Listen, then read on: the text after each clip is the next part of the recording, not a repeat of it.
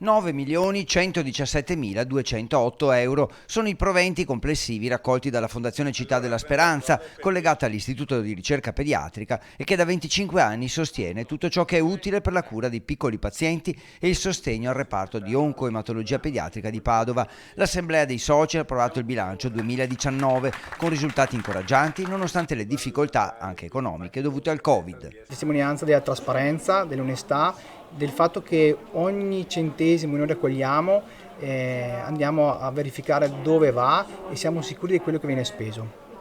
Quindi sono numeri che parlano da soli, sono numeri in crescita. Fondamentale anche l'apporto di chi ha scelto di investire nella ricerca pediatrica attraverso un lascito testamentario. Dal 1994, anno di fondazione di Città della Speranza, ad oggi sono stati ben 50 i lasciti per un ammontare complessivo di circa 8,8 milioni di euro. Senza dimenticare il 5 per 1000 che sta crescendo, le firme sono passate da 53 a 54 mila per un contributo di oltre 1.600.000 euro.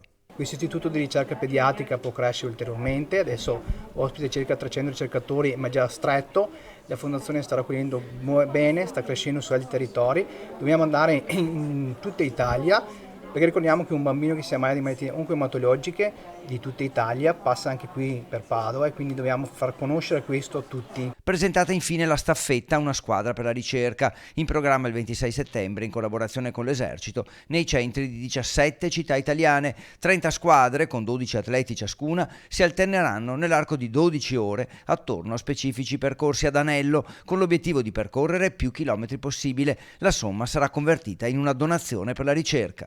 Ci sarà un atleta che correrà per un'ora. Queste ore poi verranno moltiplicate, anzi i chilometri per tutte le città dove si correrà e il risultato sarà che tanti sostenitori ci daranno una cifra corrispondente ai chilometri percorsi per sostenere la ricerca.